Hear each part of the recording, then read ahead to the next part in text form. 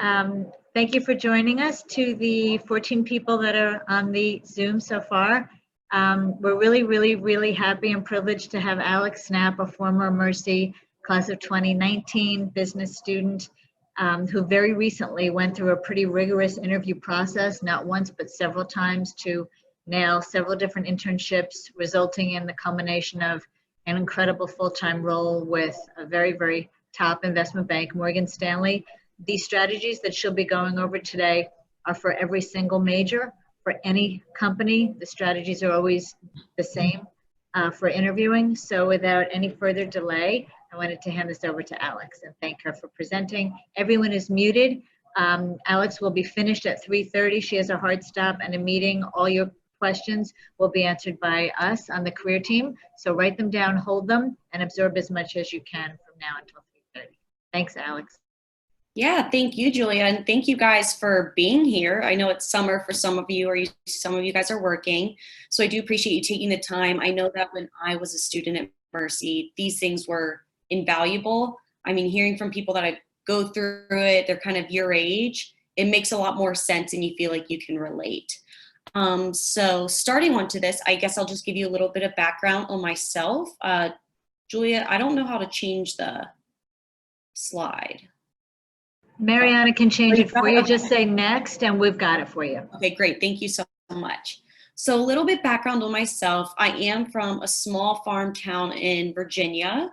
So that jump to New York, especially New York City, is kind of a little insane. So if any of you guys can relate to that, you know how hard that learning curve can be.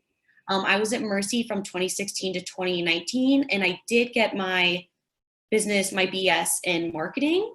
So I do have internships in marketing and in finance. So I definitely have that two-sided brain that can probably help you out a little bit, which is great.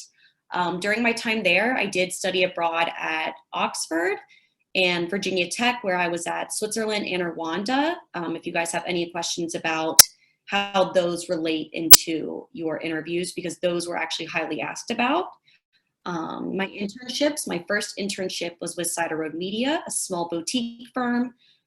Jack Rogers, which is a shoe company, if you guys know about it. It's one of my favorite Southern shoe companies. I was thankful enough to be there. And then I had the coolest internship ever at NBC Universal. So thankful to be a part of that. And then Morgan Stanley, which I absolutely adore, and I'm there now. I was thankful enough to get the full-time offer. So kind of going into Morgan Stanley, I've been with the investment management compliance team on their testing for just about 1 year. And then my second year, come August, I will transition to fixed income trading, part of the compliance team as well. So next slide.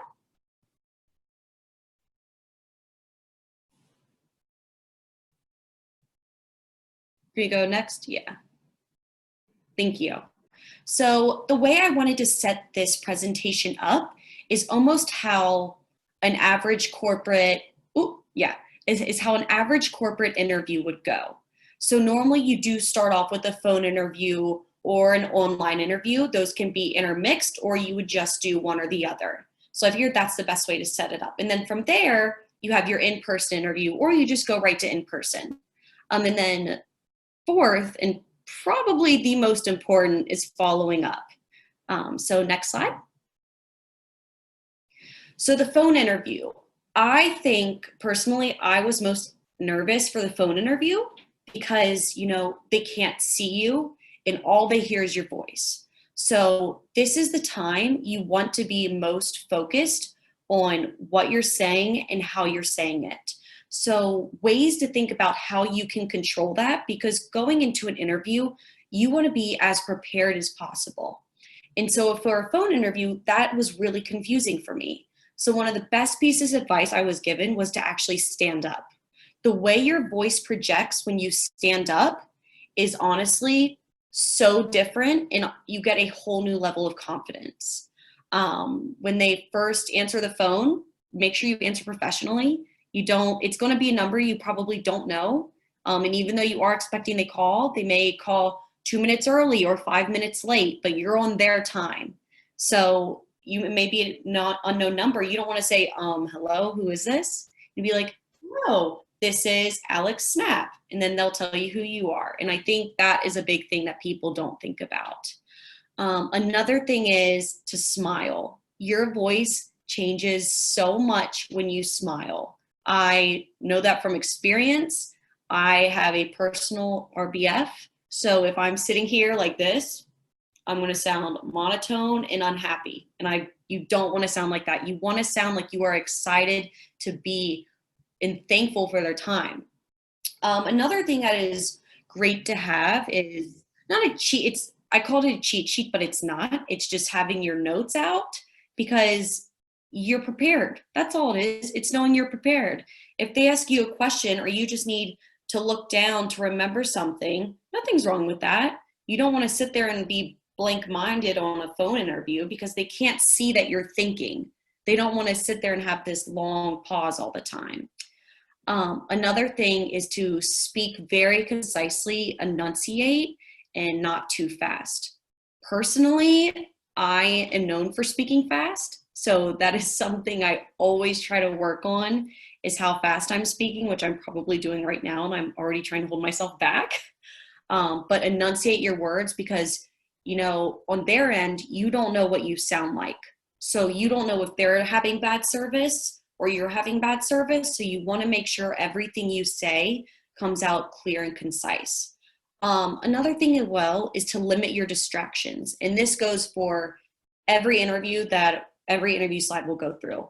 You don't want to be in your kitchen or in any room per se and have, your dogs in there or your cats and then start barking at something, or have a bunch of friends over and you just be like, okay, guys, quiet down.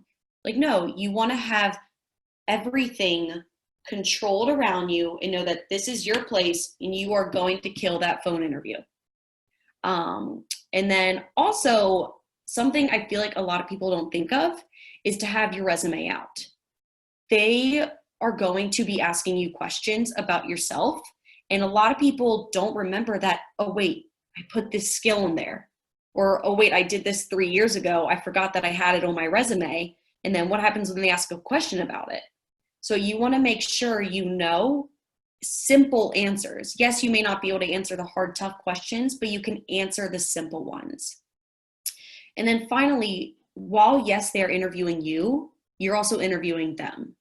A phone interview is sometimes the first step of the process. So ask as many questions as you can. They are happy to answer them. And frankly, people love talking about themselves. So don't be afraid to ask questions. And then thank them. Please say thank you. You want to be a nice person. It is great. Thank you goes so far. Next slide, please. So an online interview. These are normally broken into 2 different categories. You can have a video with person, much like we are having now. And then they have these other things that are called higher view, which I will get to after this. So I'll just kind of start with the simple video with person. It's much like a phone interview, but obviously you're speaking to someone like we are right now. So it's the same thing to stand up, make sure your notes are in eyesight. They don't mind if you look down, no biggie at all, because you don't want to blank for too long. Smile, and reason I put that picture in there is a great example. You want to be wearing pants. I have heard plenty of times where people have been asked to stand up and they've been like, well, don't have on the greatest second half of my outfit. So it's definitely something, and it also makes you feel more confident when you're fully put together. I personally feel that way. Again, limit distractions and then take notes like you guys are now to ask questions at the end. And as always, don't forget to thank them. They're happy to be there. They probably volunteered themselves to interview you. That's at least what I've come across. And so it's always great to thank them. Like, they want to know that they're happy to be there as well. So the higher view automated. This is one of the most confusing but interesting processes of interviewing that I've been a part of. I did this with NBC Universal. So a higher view is a video interview, but it's with no one. So what happens is that you are given a screen and questions will pop up on the screen. and you have to answer them in X amount of time. But the great thing about HireVue is that it lets you practice. And one thing to note, and that's why I put practice before submitting, because it's going to feel confusing and it's going to feel uncommon, and it is, but it honestly is such a make or break. And so you do everything that I've said with the video, in person, with a person, and also the phone call. You just kind of want to sit there, make sure your connection's great, and be in control of everything you can, and answer concisely and enunciate everything you say to them, because you have to submit it once the time is up. But honestly, something that people don't think of also is to make sure your area is clean. You don't know if they're going to notice the stuff behind you. Like if you have a dirty pile of laundry, maybe move it somewhere else. You don't want them to see that a dirty pile of laundry could reflect on you as an unorganized person. So you want to make sure everything about you is calm, cool, and collected. And honestly, even though you're not with someone in those videos, please, please, please still say thank you. Even if the question doesn't ask for it and that's not what you're answering, just say thank you. You will know what your last question is, and that will definitely set you apart. So next question. So the in-person interview, my all-time favorite. I love talking to people, so don't get nervous. It's just somebody you're talking to. It doesn't matter whether they're an executive director, a vice president, a managing director. They're happy, or at least I like to think they're happy to be there. So it's always great to, sorry, I'm like just now looking at the chat, my bad.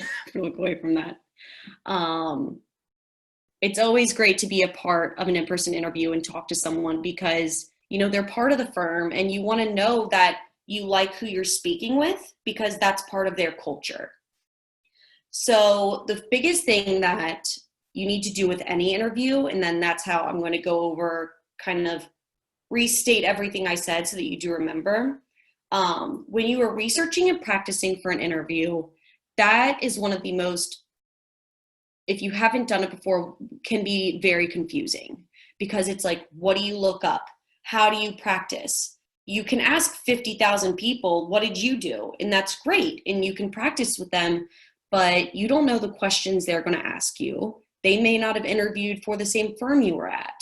So it's those things you have to think about. So in researching, the things I looked at for a marketing firm was I always looked at what this marketing firm is doing in the news right now. And that goes across anywhere. You want to know, you want to stay up to date. You want to have a mind of like what direction this firm is going with, especially in innovation, or if they've done anything new, because it's like, okay, how can you relate to the steps that they are taking right now as an industry to be an industry leader? And then for financial firms, I know I'm in compliance, so I'm not an IB, but it's something you are interviewing for a bank or something in the financial area, financial services. So you want to be aware of like their stock price, if they're public or private. I know a lot of people, I remember one time Maddie Waldvogel, she was a senior when I was a freshman.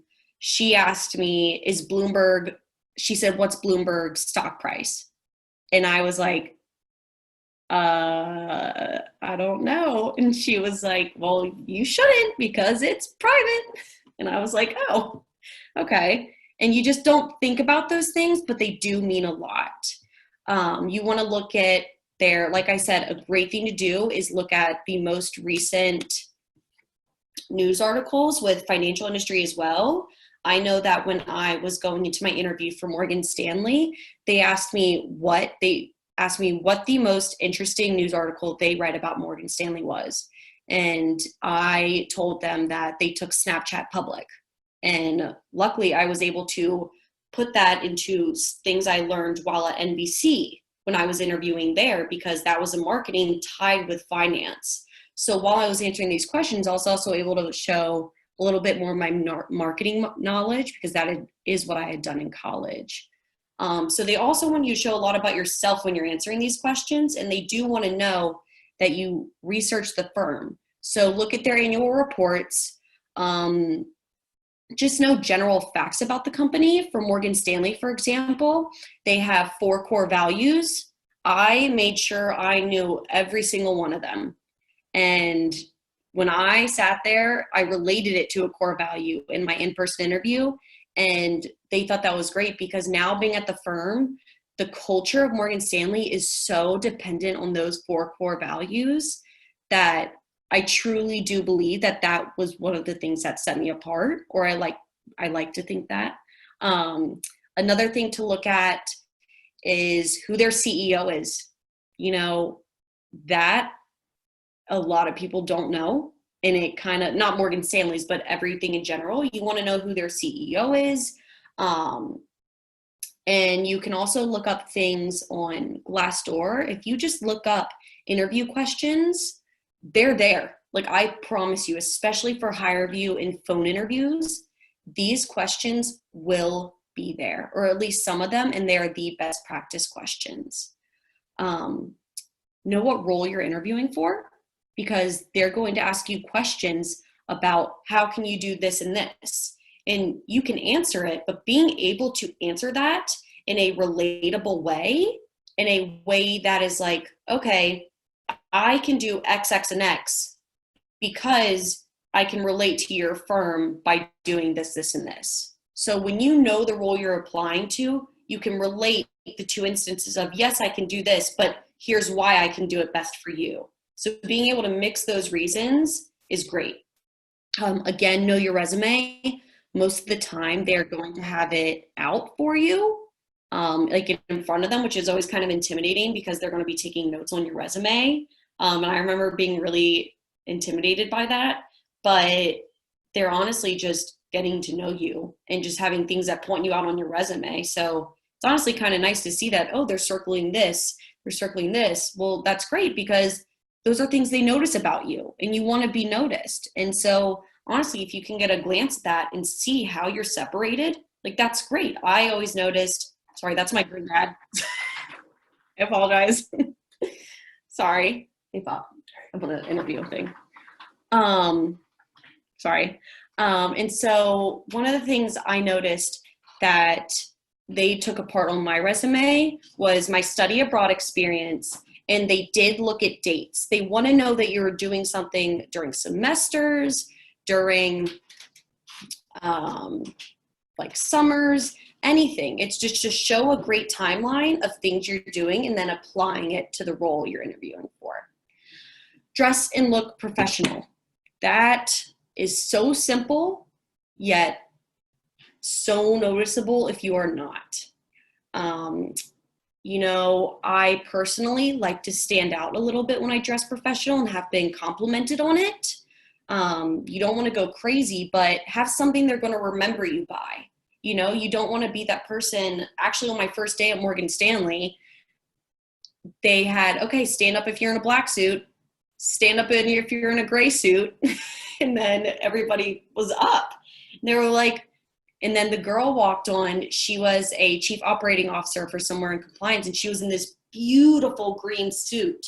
And she was like, this shows my personality. She was like, I'm covering up, I'm looking professional, and you're going to remember me when I walked out of here.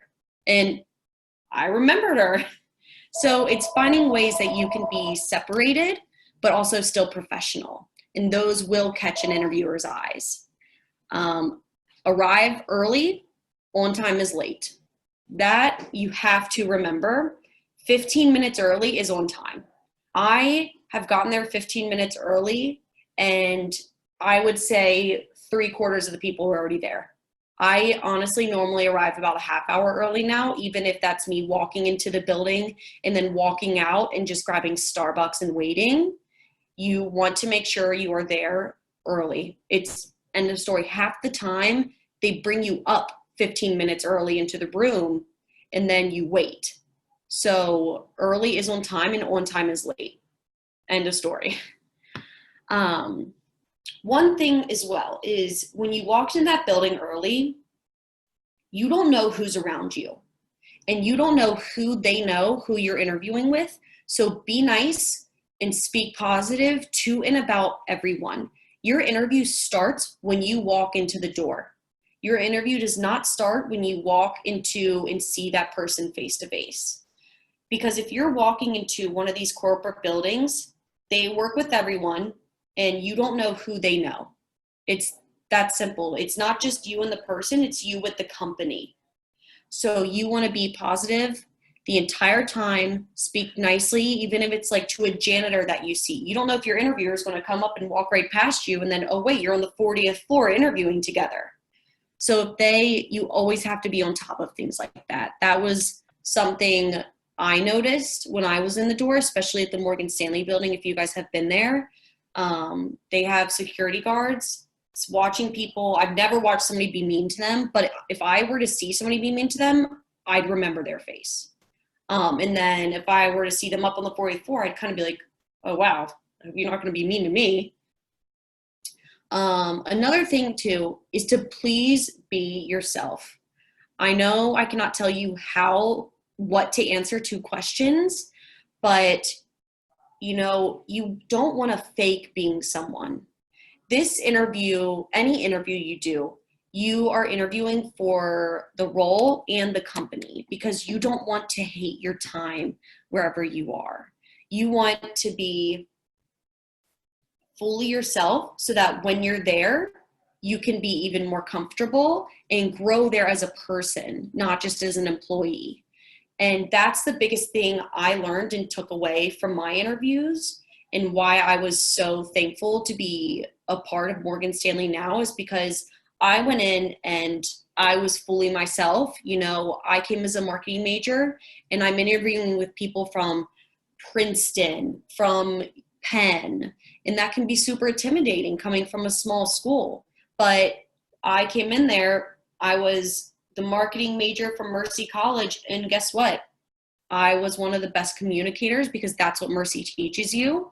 I had the same skill set, and I realized that because I didn't let anything hold me back, and I was just my own personality. So show your flair. I love telling people that, just to be yourself. Another thing is to answer questions truthfully, especially if it's about their company. Don't make something up because, they're going to know.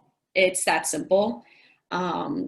If you don't have a skill, try to say, well, I have this skill, or I'm willing to learn. And if they do ask a question in your follow-up email, which I'll get to, say, hi, well, I'll answer that later, and then go to I'll be happy to answer that some other time, or I'll follow up and answer that. That's what I'm trying to say. And then you follow up with that in your email, and they're like, wow, they actually looked into that. That takes a lot of thought. And then finally, ask your questions and don't forget to thank them. Have a good firm handshake and leave with a smile. Everybody remembers a smile. I promise you that. Next slide, please. So following up, this is just as important during the interview. This is just as important as the interview. I promise you. You must send a thank you email or a letter. And don't send it too early or too late. You kind of want to find that perfect time. So for example, if you interviewed at 9 a.m., send it maybe before end of day, like 5 o'clock, or even the next morning. You don't want to send it 3 days too late or 5 minutes after walking out of the building. So a letter might sound weird, but it's not. If you're interviewing for a really small firm that's like just 20 people work there, nothing's wrong with sending them a letter. That will look extremely personal. Say thank you at the very beginning of your email. You don't want to go into 50 things without thanking them. So you want to say like, thank you for your time, and then name stuff. So be personal.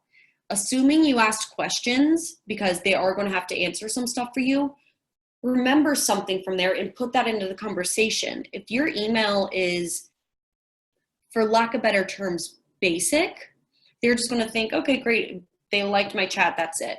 But not that they took anything away from it. Yes, you're interviewing them. Yes, they're interviewing you, but they want to know that you took something and learned something. Every experience you have is a learning experience.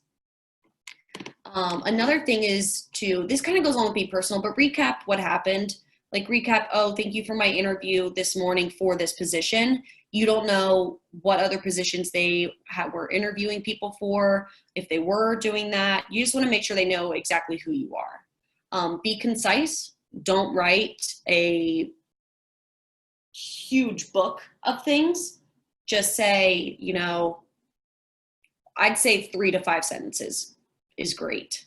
And if you can, separate it just so that it's not too much. Check your spelling and grammar. Same way you do it on your resume, do it in your thank you emails and letters. That is so important, because if you don't check it, that means you didn't take the time to look at it fully. And they want to know that everything you're doing up until you get that job is still part of the interview process.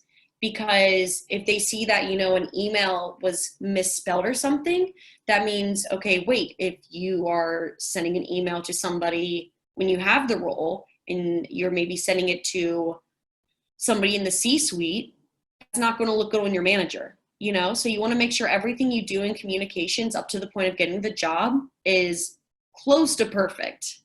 Another thing that sounds odd, your subject line matters. You don't want it to look like a spam email or just an unknown email that they're just going to delete. So make sure you say like something interview with, and then like type your name, and then maybe have thank you in there somewhere.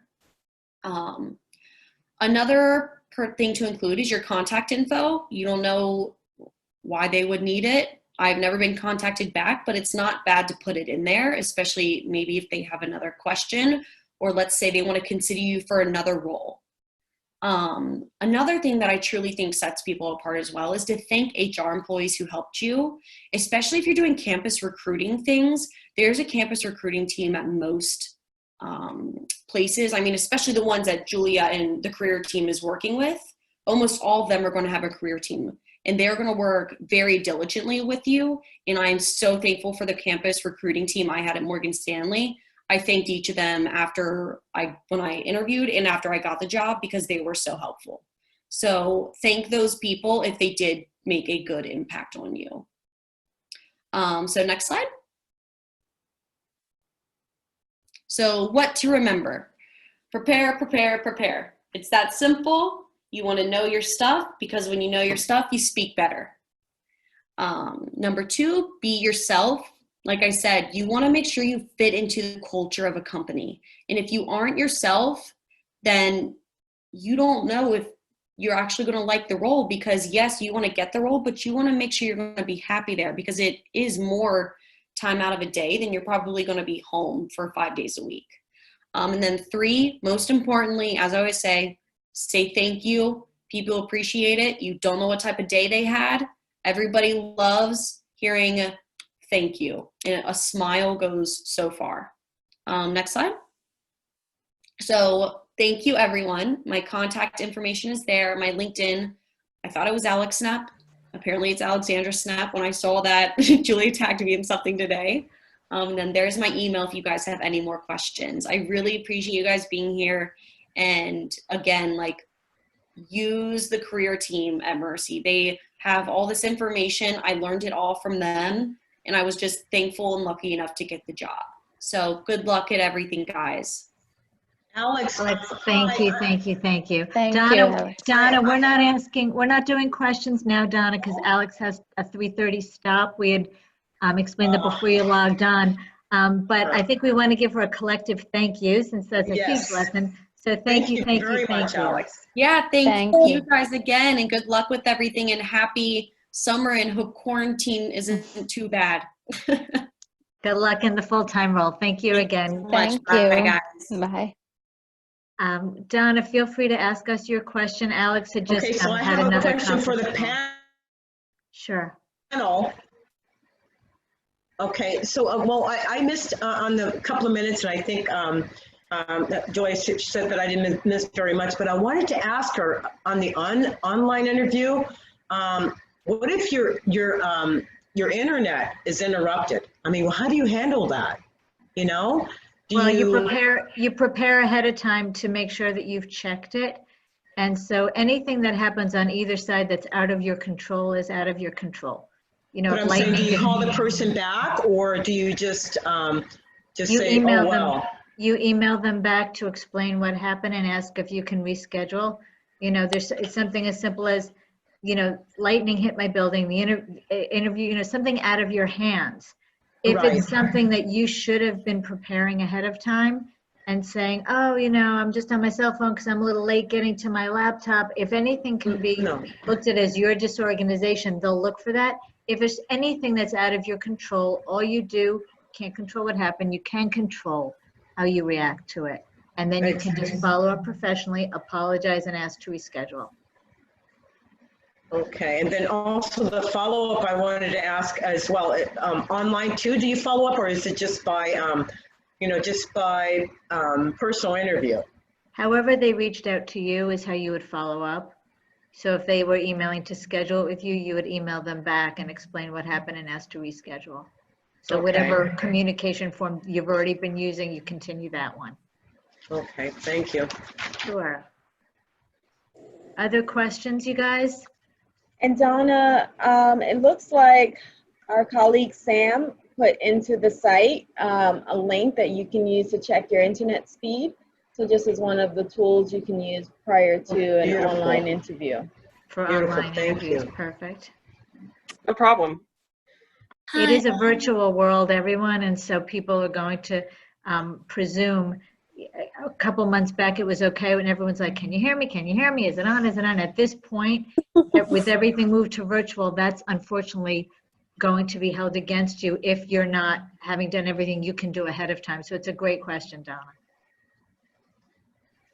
Sorry, hi. I have a question. So mine is a little bit unrelated. I just kind of want to ask you, how would you maintain relationships with like past professionals you met, either through LinkedIn or anything else? Because it's sometimes kind of odd to reach out after a period of time and just like, hi, how are you doing? So any advice on that in that perspective?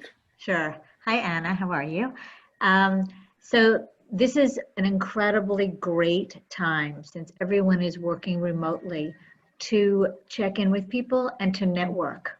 People expect it. They can't say, I'm on a plane, I'm here, I'm there. Everyone's working from home. The most important thing about networking and using either LinkedIn or an email, no matter how long it's been, is that they don't perceive you're wasting their time. So if you come to someone and you have an ask, a specific ask, which isn't, hey, can you tell me what you think I should be doing with my career, in the middle of their workday? No, they can't do that. It's a burden. It's too much. Oh my gosh. But if you say, hey, I graduated last year. My major is this. I noticed at your company there are these 2 positions that I'd like to apply for. Would it be all right if I put you as a recommendation? Or, hi, I'm thinking of this or this. Would you have 5 minutes for a conversation on the phone with a focus on why you chose this at your particular level based on your background? Be specific with your ask so that the time required is something limited and they can say, got it. I know what she wants. I can help her or him. Got it. Sure. I'd like to chat with you. 5 minutes, 10 minutes. I helped you. We're done. So is that clear, Anna, on how you do it? Just have a very specific request instead of a free floating chat that they don't know what they're doing. Yeah, no, that helps a lot. I've been actually trying to reach out to my past employers, so I've been just struggling on that part for a little bit. And what do you want to, what's the objective when you're reaching out to them? What's your hope to gain? It's really just to maintain the relationship. I'm not really trying to gain anything. It's merely asking them, like either congratulating them if they got a promotion or like, how are you doing? I just want to make sure that like that relationship stays alive for the long term. Okay, so what you want to do, and this is for everyone, is when you want to continue to network and keep relationships alive, it's more important that the quality of that outreach is a smart contact than just, hey, how are you, keeping it alive, and have the person think, they're wasting my time. Like, yes, I remember you, but it's not qualitative. So an easy thing to do is to stay abreast of all current events, things that are happening at that organization. This is a really challenging time for people. So you can easily reach out and say, just hoping that you and your family are doing all right during this challenging time. I saw this article that I just wanted to share, based on something that they're interested in. Help them with their day, help them with something that they might have been too busy to read that you read, or ask them about something very specific that you need or that you're curious about. And that quality contact will, kind of keep you in good standing. And Julia, can I add? I think it's definitely good to connect on LinkedIn if you can.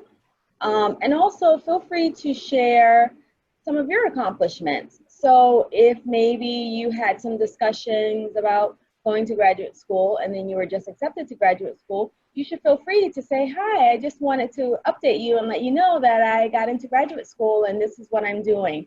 And to maintain those relationships as another way to maintain those relationships. It's a great point. Yeah. Or to say, I was accepted to graduate school, but I'm not sure if I should work for 2 more years or go to graduate school now. Do you have 5 minutes to jump on a call? I really respect your opinion, right? Something like that, very specific. Hi, can I ask a question in regards to that? So how late is it too late to reach out to a past employer, like in that sense? Like, let's say I'm applying for grad school and I need a letter of recommendation from a previous employer or even a previous professor. Like, is it too late to like reach out a year later and asking for that letter of recommendation, or is there like a specific time frame that's the best to do that? Yeah, so that's a great question. You should always reach out. They can always say, I don't remember you, or no, I don't, or they might have left. But a year later is completely appropriate. But this brings up a really good point, you guys. Once the best recommendations are the most recent ones, where you've just completed the class, the internship, the job, and you've had a great experience with the recommendation person. And you say, hey, I'm going to be applying to jobs, grad school, over the next couple of years. And would you mind sending me a Word document now in terms of a recommendation letter so that I don't have to bother you later, or so that my employer doesn't have to bother you later? Then you have it, and the burden is yours to send it 16 times instead of the poor recommendation person getting 16 phone calls. So the sooner the better. Ask for the recommendation when your experience is most recent, if you can. If you can't, a year later is completely appropriate. And just thank them, ahead of time. I really appreciate you doing this. Many times you might want to offer to write it yourself. If they say they're busy, oftentimes people love that. Like, oh, just write it for me and then I'll add to it and I'll sign it. A lot of people do that all the time, and that's the best of both worlds, because then you get to kind of write your own recommendation and get their approval. Perfect, thank you.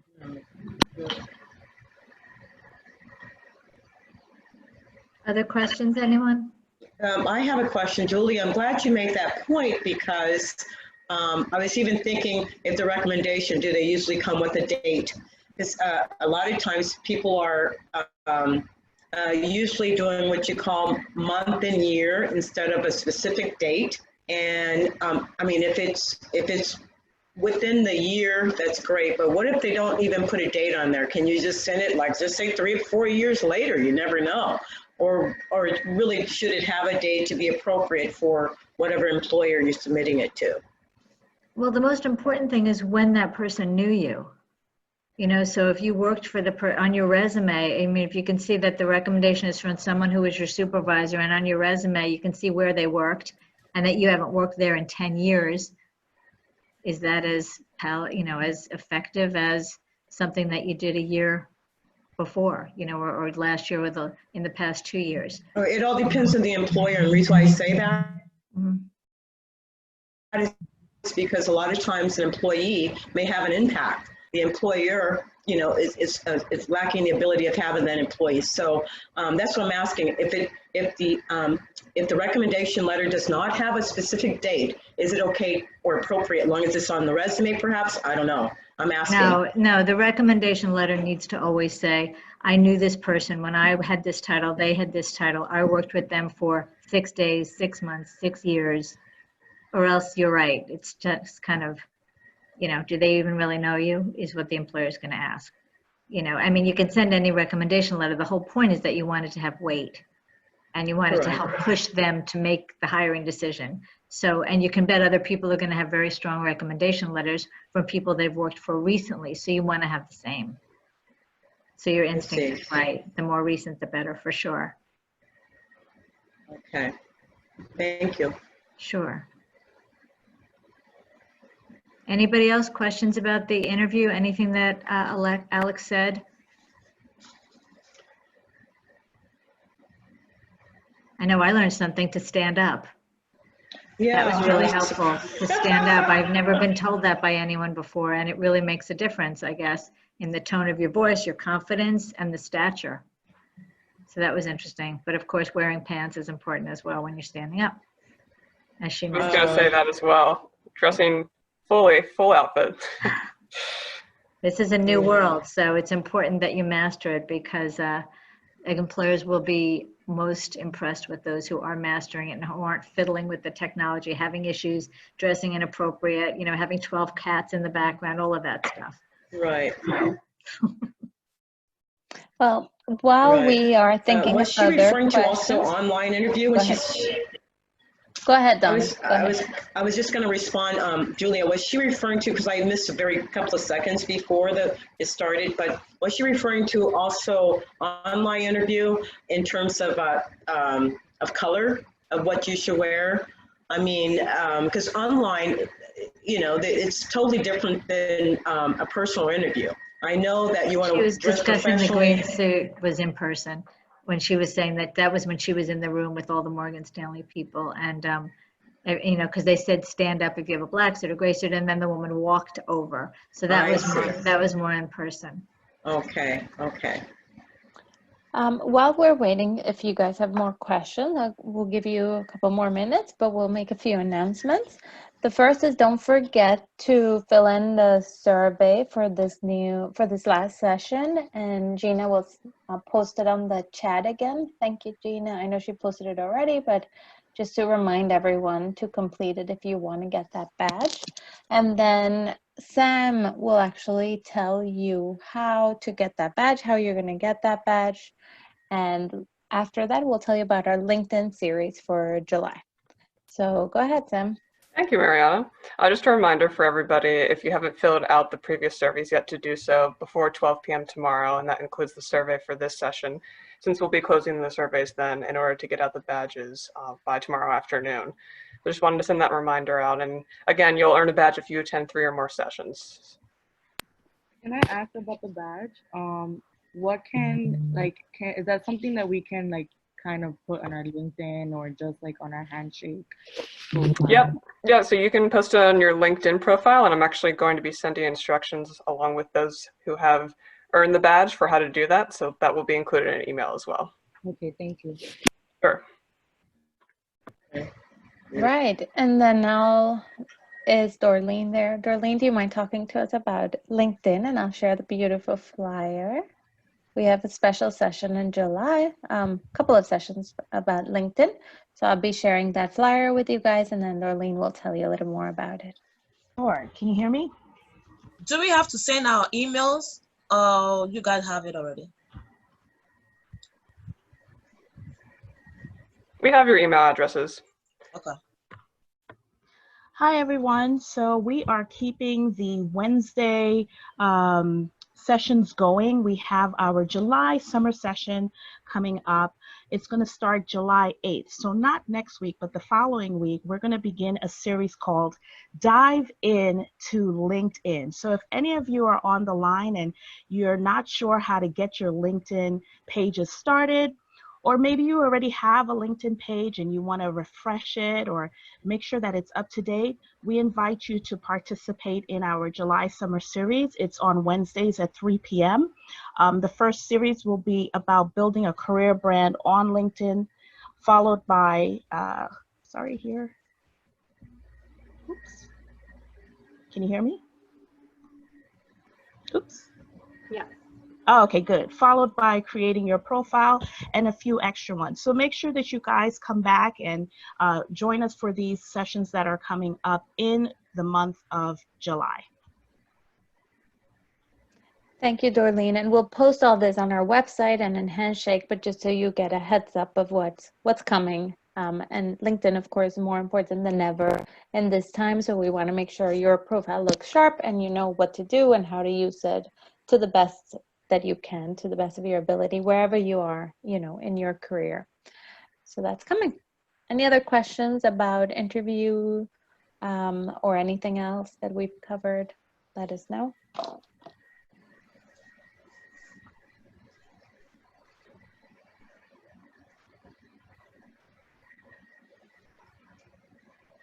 Well, I think that's it then. Thank you all so much for joining these sessions, and we're glad to hear they were helpful, and thank you for your amazing questions and participating with so much enthusiasm. Thank you for the panels as well, Julia, for getting your amazing panelists. And yeah, we'll see you guys soon. Please continue to reach out. We're here all summer, so anything you want, you can email us cpd@mercy.edu, and we'll continue to see you one-on-one, however it works for you. So thank you all, and we will see you soon. We'll see you all in July for LinkedIn. Thanks, Thank guys. you. Bye. Thanks, everybody. Bye, guys. Bye. Thank you.